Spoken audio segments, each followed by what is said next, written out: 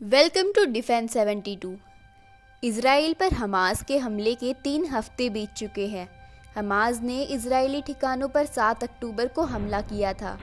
इसमें इजराइल के 1400 नागरिकों की मौत हो गई थी। हमास ने इजराइल के 200 लोगों को बंधक बना लिया था। इसके बाद इजराइल ने गाजा पट्टी पर सैन्य कार्रवाई शुरू कर दी थी।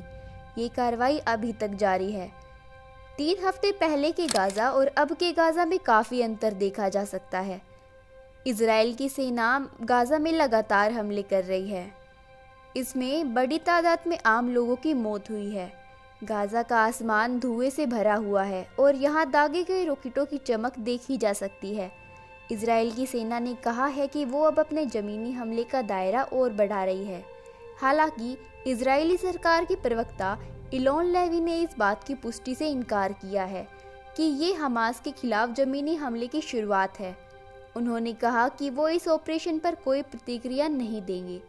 दूसरी ओर हमास ने कहा कि वो उत्तरी और मध्य गाजा में इजरायली सेना से संघर्ष कर रहा है। उन्होंने कहा कि दक्षिणी इजराइल से गाजा पर रॉकेटों से हमला हो रहा है। इस बीच गाजा में हजारों फिलिस्तीन नागरिक भारी मुसीबत से घिरे हुए हैं। इजराइल हमले में गाजा पट्टी में अभी तक 7000 से ज़्यादा लोगों की मौत हो चुकी है। इसके अलावा लोगों के पास ना खाने को है ना पीने को पानी। बीते शुक्रवार को 10 ट्रक गाजा में खाना, पानी और दवाइयाँ लेकर दाखिल हुए, लेकिन राहत और बचाव में जुटी एजेंसियों ने कहा कि ये मदद काफ़ी नहीं है। इजरायली सेना ने हमास पर आरोप लगाया है कि वो अल-सफा अस्पताल समेत गाजा के अन्य अस्पतालों का इस्तेमाल कमांड सेंटर के तौर पर कर रहा है।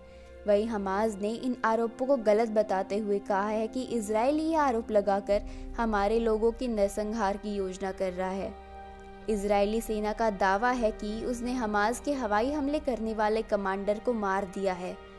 इजराइल का दावा है कि इसी कमांडर ने 7 अक्टूबर को हमला करने वालों को निर्देश दिया था। इसी कमांडर के निर्देश पर हमास के पैराग्लाइडर्स इजराइल में घुसे थे। पिछली रात चली लड़ाई के दौरान IDF के लड़ाकू विमानों ने हमास के हवाई हमलों को निर्देश देने वाले पर हमला किया और उसे मार डाला। Thanks for watching. Subscribe to this channel. Stay tuned for more such defense related updates.